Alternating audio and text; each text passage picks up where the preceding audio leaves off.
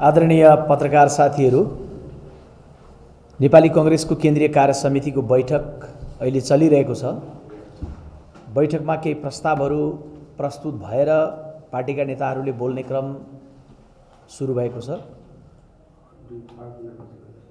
बैठकमा प्रस्तुत भएका प्रस्ताव अहिलेसम्म भएका छलफलको सन्दर्भमा तपाईहरुलाई ब्रिफ गर्ने क्रममा म उपस्थित छु र यहाँहरु सबैलाई म नेपाली कांग्रेस पार्टीको तर्फबाट हार्दिक स्वागत गर्न चाहन्छु। आदरणीय साथीहरू, लकडाउन पछि सम्भवतः पहिलो पटक कुनै राजनीतिक दलको केन्द्रीय कार्य समितिको बैठक बसिरहेको छ। नेपाली कांग्रेस पार्टी ज्येष्ठ पनि भएको नाताले र एउटा जिम्मेवार प्रतिपक्ष भएको नाताले अहिलेको विषयवस्तुको सन्दर्भमा निरन्तर रूपमा छलफलहरू, पार्टी पदाधिकारी बैठक यसबीचमा 3 वटा, यसबीचमै स्वास्थ्यकर्मीहरूसँगको छलफल, यसबीचमै सर्वदलीय बैठक, यसबीचमै अर्थशास्त्रीहरूसँगको छलफल हामी सम्पन्न गरेर आज केन्द्रीय कार्य समितिको बैठकमा छौं र आजको बैठकमा आएका विविध प्रस्तावहरू मध्ये सबैभन्दा पहिलो नम्बरमा हामीले स्मृति गरेका छौं नेपालको भूगोलभन्दा बाहिर 50 भन्दा बढीको संख्यामा कोरोनाको संक्रमणको कारण नेपालीहरूले जीवन गुमाउनु भएको छ। 7 समुद्र पारी जुन देशमा गुमाए पनि हामीले हाम्रो परिवारको सदस्य गुमाएको अनुभूतिका साथ बैठकले श्रद्धाञ्जली दिवंगतहरूप्रति चढाएको छ र परिवारजनमा समवेदना व्यक्त गरेको छ। संसारभरि 2 लाख भन्दा बढीको निधन सँगसँगै भएको यो संख्या हाम्रो लागि अत्यन्त दुःखदायी छ। करिबन 1000 भन्दा बढी नेपालीहरू विभिन्न देशमा, नेपालभित्रको संख्यासँगै बाहिरको समेत संख्या गाँच्दै गर्दा 1000 भन्दा बढी साथीहरू उपचाररत हुनुहुन्छ।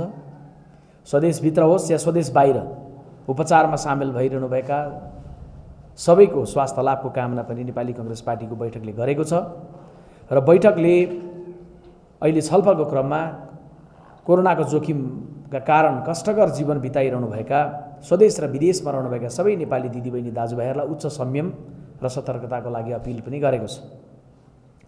लकडाउन 1 महिना केही दिन अगाडि पूरा भएको छ। बैठकमा लकडाउनको स्वाभाविक रूपमा समीक्षा हुने भयो। यो अवधिमा लकडाउनको वातावरणलाई उपयोग गरेर आवश्यक तयारी व्यवस्थित ढंगले गर्नका लागि एकातर्फ सरकार असफल भएको र अर्कोतर्फ लकडाउनमा अप्ठ्यारोमा परेका नागरिकहरूलाई राहत उपलब्ध गराउन सरकार प्रभावकारी हुन नसकेको र सयौं किलोमिटरसम्म पैदल हिँडेर नागरिकहरू शहरबाट गाउँ फर्किँदै गरेको कारुणिक दृश्यको चर्चा पनि आजको हाम्रो प्रस्तावमा उल्लेख छ।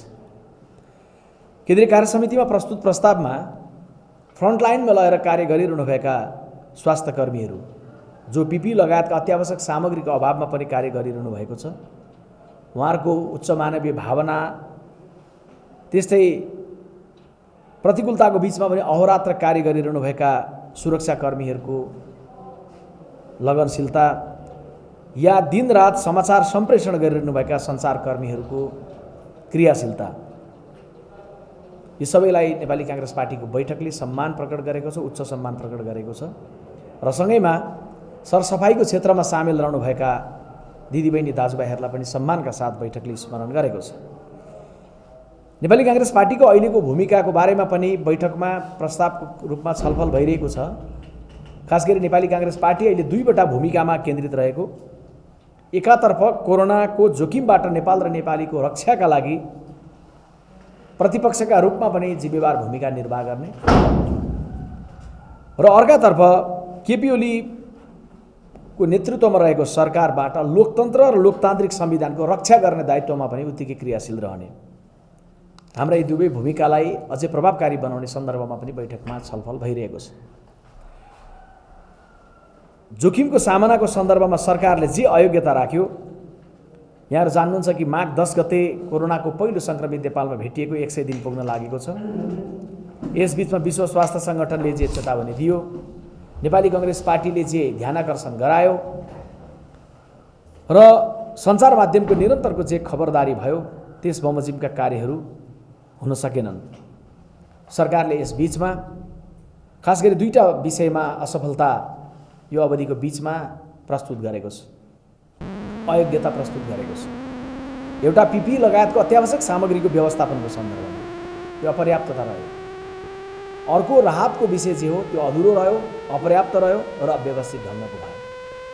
बैठकमा आज यो विषयमा पनि छलफल भइरहेको छ। यसबीचमा सरकारको अयोग्यतासँगै केही अनियमितताको विषय, केही व्यथितिको विषय, केही भ्रष्टाचारको विषय र केही अपराधजन्य विषयमा सरकारको संलग्नताको विषय पनि आज बैठकमा छलफल भइरहेको छ। जस्तो कि स्वास्थ्य सामग्री खरिदको सन्दर्भमा अपारदर्शिता जे भयो, राज्य कोषबाट बजार मूल्यभन्दा बढी रकम कसरी निकासा गराएर भ्रष्टाचार गरियो, विश्व स्वास्थ्य सङ्गठनले सर्टिफाई गरेको भन्दा बाहिरको परीक्षण किट कसरी लिएर आइयो, 2 विवादास्पद अध्यादेशहरू कसरी जारी गरियो र सत्ता शक्तिको संलग्नतामा कसरी एउटा सांसदको अपहरणको शैलीमा काठमाडौँमा ल्याउने कार्य भयो। अनि त्यसपछि अन्तिममा आएर अपहरणको सन्दर्भमा अनुसन्धान गरियोस् भनेर प्रहरी कार्यालयमा जाँदा त्यहाँ पनि दर्ता नलिने, सरकारी वकिलको कार्यालयमा जाँदा पनि दर्ता नहुने, यो खालको जे सत्ता संरक्षित व्यवहार भएको छ यो विषयमा पनि नेपाली काङ्ग्रेसको केन्द्रीय कार्य समिति बैठकमा अहिले छलफल भइरहेको छ। आजको बैठकमा विपक्षी दलसँग यसबीचमा हामीले गरेको सहकार्यको बारेमा पनि बैठकले एउटा अवधारणा निर्माण गर्नेछ। अध्यादेश जारी भएको लगत्तै संसदमा प्रतिनिधित्व गरेका राजनीतिक दलहरूसँगको अहिलेको मुद्दामा केन्द्रित रहेको सहकार्यलाई आगामी दिनमा निरन्तरता दिने सन्दर्भ, लोकतन्त्र र लोकतान्त्रिक संविधान रक्षाको लागि अन्य दल, सङ्घ संस्था र समुदायसँग संवाद र सहकार्य गर्दै अघि बढ्ने विषय पनि आजको बैठकमा हाम्रो छलफल भइरहेको छ। त्यस्तै यहाँहरू जान्नु छ कि कोरोनाबाट नेपालीलाई ढुक्कको अवस्थामा पुर्याउने हो, कोरोनालाई परास्त गर्ने हो भने व्यापक स्तरमा परीक्षण गरेर जानुपर्छ। तर परीक्षणको दायरालाई अझै व्यापक बनाउन नसकिएको, PCR प्रविधिबाट गर्ने सन्दर्भमा ढिलाइ भएको, त्यसैले यो बैठकले PCR को प्रविधिको अनिवार्य प्रयोगको क्षमता बढाउनका लागि सरकार समक्ष अपिल गर्ने सन्दर्भमा पनि बैठकमा छलफल भइरहेको छ। राहतको बृहत प्याकेजको सन्दर्भमा, चाहे त्यो श्रमजीवी नागरिकहरूको सन्दर्भमा होस्, ज्यालादारी श्रमिकको बारेमा, या न्यून रूपमा ब्याङ्कबाट ऋण लिएर सानो रकम लिएर व्यवसाय गरिरहेकाहरूको 3 महिनासम्मको ब्याज मिना गरिने सन्दर्भमा होस्, या ठुला व्यवसायीहरूलाई चाहिँ ब्याज मिना नहुँदै गर्दाखेरि पनि ब्याज न्यून गर्ने सन्दर्भमा होस्, या विज्ञापनको व्यवसायमा परेको ठुलो असरको कारण सञ्चार माध्यमहरूलाई पनि पर्दै गरेको असर र सञ्चारकर्मीहरूले पनि भोग्दै गरेको सन्दर्भमा राहतको विषय होस्, नेपाली काङ्ग्रेस पार्टीले समग्रतामा यी राहतको विषयलाई पनि आजको छलफलमा महत्त्वपूर्ण रूपमा उठाएको छ। र गाउँठाउँमा राहतहरू वितरण गर्दै गर्दाखेरि निश्चय नै सरकारले वितरण गर्ने हो, तर त्यसमा कुनै पनि प्रकारको चाहिँ अनियमितता नहोस् भन्नका लागि राजनीतिक दलहरूको बिचमा चाहिँ अनुगमन गर्ने विषयलाई पनि संयन्त्रको रूपमा पनि विकास गर्ने विषय पनि आज बैठकमा उठेको छ। यी समग्र विषयहरू छलफल हामी कहाँ गरिरहेका छौँ? सरकारले बालुवाटारमा भएका छलफलमा, नेपाली काङ्ग्रेस पार्टीले सर्वदलीय छलफलमा, या नेपाली काङ्ग्रेस पार्टीको पदाधिकारी बैठकमा, या नेपाली काङ्ग्रेस पार्टीको केन्द्रीय समितिको बैठकमा। त्यसैले आजको बैठकबाट नेपाली काङ्ग्रेस पार्टीले छलफलमा अहिले प्रस्तावित छ, अपिल गर्दैछ कि यो देशको संसद यो बेलामा क्रियाशील हुनुपर्छ र जे जस्ता विषयवस्तुहरू छन् कोरोनासँग सामना गर्नलाई, कोरोनालाई परास्त गर्नका लागि आवश्यक पर्ने रणनीतिहरू निर्माण गर्न, सरकारका कमजोरीहरू केलाउन, सरकारलाई फेरि थप सहयोग पनि प्रदान गर्न, सरकारले ल्याएका अध्यादेशहरूका पछिल्लोतिरको नियतहरूको विश्लेषण गर्न, अपराधका जे जस्ता घटनाहरू भएका छन् ती बारेमा गम्भीर विमर्श गर्न, अनि 1 महिनाभन्दा कम समयावधि मात्रै संविधानले निर्धारण गरेको बाँकी छ बजेट निर्माण गर्न, त्यससँग सम्बन्धित विषयमा पनि प्रवेश गर्नका लागि अब संसद अविलम्ब बोलाउनुपर्छ भनेर पनि आजको बैठकमा विमर्श भइरहेको छ। र आगामी बजेटमा जाँदै गर्दा, संसद बोलाइसकेपछि बजेटमा जाँदै गर्दाखेरि यो बेलाको पहिलो प्राथमिकता भनेको कोरोनाबाट सचेतनाको, कोरोनासँग लड्नलाई आवश्यक पर्ने सामग्रीको, त्यसपछि नागरिकहरूको उपचारको, त्योसँगै गाँसिएको राहतको अनि उद्धारको यी सन्दर्भमा बजेट बढी केन्द्रित हुनुपर्छ र स्वास्थ्यको क्षेत्रमा बढी बजेट छुट्याएर जानुपर्छ भन्ने सन्दर्भमा पनि नेपाली काङ्ग्रेस पार्टीको बैठकमा छलफल भइरहेको छ। यहाँहरू जान्नुहुन्छ, हिजोका दिन मात्रै हामीले अर्थशास्त्रीहरू 1 दर्जनसँग पूर्व अर्थमन्त्रीजीहरू समेत राखेर पार्टी पदाधिकारीको बैठकमा छलफल गरेका थियौँ। आजको बैठकमा कोरोना पछिको नेपाली अर्थतन्त्र के हुने, कस्तो हुने, कसरी जाने भन्ने सन्दर्भमा पनि आएका विषयवस्तुको बारेमा पनि छलफल प्रस्तावहरू भइरहेका छन् र सम्भवतः आजको बैठकमा प्रस्तावमा आए बमोजिम यो बैठकले अर्थशास्त्रीहरूको एउटा कार्यदल निर्माण गरेर कोरोनासँग जुझ्ने कसरी, कोरोना पछि उठ्ने कसरी भन्ने सन्दर्भमा एउटा धारणा बन्ने बनाउने दिशामा जान्छ। यो बेलामा जिम्मेवार राजनीतिक दलका रूपमा नेपाली कांग्रेस पार्टीको सामुन्य अरू कुनै कुरामा ध्यान छैन। हामी आन्तरिक रूपमा कुनै प्रकारका विमतिहरू राजनीतिक दलहरूभित्र स्वाभाविक छ कि अनेक विषयमा अनेक फरक मतहरू हुन सक्दछन्, तर नेपाली कांग्रेस पार्टी सम्पूर्ण रूपले एक भएर कोरोनासँग जुझ्ने कसरी र कोरोना पछि उठ्ने कसरी भन्ने विषयमा गम्भीरतापूर्वक छलफल गरिरहेको छ र अर्थतन्त्रको सन्दर्भको विषय छ। त्यसैले बैठकको आज सुरुवातमै सभापतिले विषय प्रवेश गरेपछि सुरु गरिसकेपछि सभापतित्व ग्रहण गरेपछि पार्टीको उपसभापति विमलेन्द्र निधिले विषय प्रवेश गर्नुभयो। पार्टीका महामन्त्री पूर्णबहादुर खड्काले प्रस्तावहरू प्रस्तुत गर्नुभयो र पार्टीका वरिष्ठ नेता रामचन्द्र पौडेलले यी सबै विषयमा हामी एकताबद्ध ढङ्गले जान्छौँ र जानको लागि अपिल पनि उहाँले बैठकमा गर्नुभयो। आजको बैठकमा सँगैमा आएको प्रस्तावहरू मध्येमा नेपालभन्दा बाहिर रहेको नेपालीहरूको ठूलो संख्या यो बेलामा सङ्कटमा आफ्नो देश फर्किन चाहिरहेको अवस्थामा छ।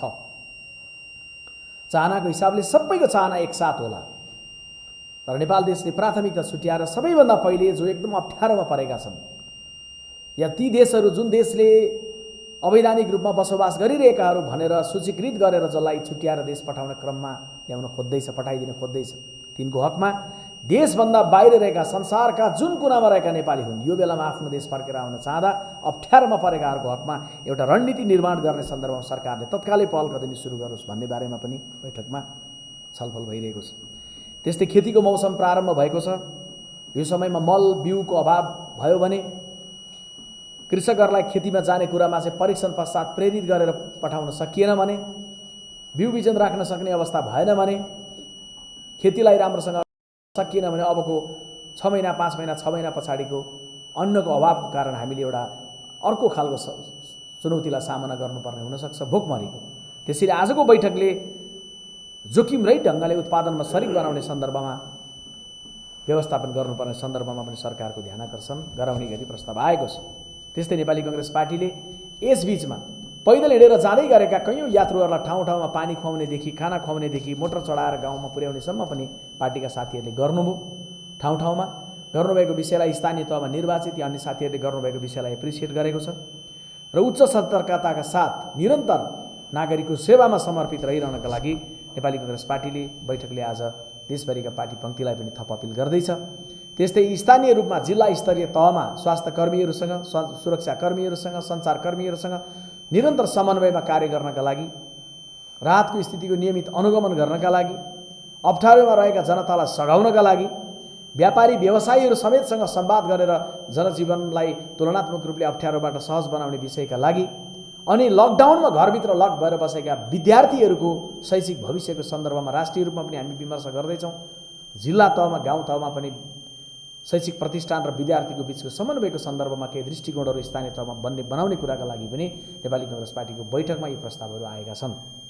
आदरणीय साथीहरू, नेपाली कांग्रेस पार्टी निश्चयले प्रतिपक्षमा छ, तर हामीले घोषणा गरेका थियौँ कि सरकारमा नरहेर पनि सङ्कटमा सँगै लड्न सकिन्छ। त्यसैले नेपाली कांग्रेस पार्टी आज अन्य सबै विषयहरू थाती राखेर घरायसी जीवनका केही कुरामा नअल्मलिकन सम्पूर्ण रूपले कोरोनालाई परास्त गर्न, नेपाल र नेपालीको रक्षा गर्ने सन्दर्भमा एउटा जिम्मेवार राजनीतिक दलको रूपमा आफ्नो भूमिकालाई गरिरहेको छ। एकसाथ दुईटा भूमिका, एकातर्फ नेपाल र नेपालीको कोरोनाबाट रक्षा गर्नका लागि गर्न सकिने सम्पूर्ण हरसम्भव प्रयत्नमा साथ दिने, सहभागी हुने, अभियानमा संलग्न हुने, कर्म गर्ने, र अर्को अहिलेको कम्युनिस्ट सरकारले, खास गरी केपी ओलीको नेतृत्वमा रहेको सरकारले जे जस्ता विधेयक मार्फत नेपथ्यमा जे जस्तो मनोविज्ञान राखेर राजनीतिलाई गलत बाटोमा लिएर जान प्रयत्न भयो, जे जस्ता अपराधका घटनाहरू यस बीचमा भए, यी सबैको सन्दर्भमा पनि खरो ढङ्गले उभिने भन्ने निर्णयमा छ। दोहोरो भूमिकामा नेपाली कांग्रेस पार्टी जिम्मेवार ढङ्गले लागेको छ। बैठक सकिएपछि तपाईँहरूले विज्ञप्ति मार्फत हाम्रो पारित प्रस्तावहरू तपाईँहरूले पाउनुहुनेछ। अहिले केही थोरै कसैको जिज्ञासा छन् भने म हल गर्ने कोसिस गर्छु। यसले सम्पूर्ण रूपले हाम्रो मन, मस्तिष्क, सोचाइ, दृष्टिकोण, एकता, योग्यता, क्षमता, बौद्धिकता, सम्पूर्ण कुरा कोरोनाबाट नेपाल र नेपालीको रक्षामा समर्पित गर्नुपर्छ भन्ने कुरामा नेपाली कांग्रेस प्रतिबद्ध छ। सत्ताको खेलसँग हामीलाई अहिले कुनै पनि सरोकार छैन। यो बेलामा राजनीतिक दलहरूको ध्यान सम्पूर्ण रूपले नागरिकको जीवन रक्षामा केन्द्रित हुनुपर्छ। अब यो विषय चाहिँ कस्तो हो भन्दाखेरि भने प्रतिपक्षले या सरकारको मन्त्रीमण्डलमा रहेका कुनै मन्त्रीजी या प्रधानमन्त्रीजीले एक खालको दृष्टिकोणका आधारमा हलुकासँग टिप्पणी गर्नुहुने विषय बिल्कुलै होइन। अहिले हामीले लकडाउन भनेको एउटा डिफेन्सको अवस्था हो। लकडाउन गरिसके पछाडि हामीले परीक्षणको दायरा कति बढाएर गयौँ त, त्यसलाई उपयोग गरेर कति कर्म गऱ्यौँ त, के हामी अब ढुक्क हुने अवस्थामा आएनौँ? यो समग्र समीक्षा चाहिँ विज्ञहरूसँगको परामर्श पश्चात राज्यले एउटा गहिरो विश्लेषणका साथ पुग्नुपर्छ। किनभने अब सजिलैसँग खोलिदिउँ भन्दै गर्दा एक खालको कसैलाई खुसीको कुरा होला, नखोलौँ भनिरहँदै गर्दाखेरि एक खालको अभिव्यक्ति भन्ने कुरा होला। तर यसको बारेमा चाहिँ गहिरो विश्लेषण गर्ने र त्यो गर्दै गर्दाखेरि विज्ञहरू, सरकार, प्रतिपक्ष सबैले एक खालको धारणा बनाएर जाने भन्ने विषयसँग सम्बन्धित छ। त्यसैले यसबारेमा अहिले हामीले कुनै अलग्गै टिप्पणी, हतारिएर टिप्पणी गर्नु उचित हुँदैन।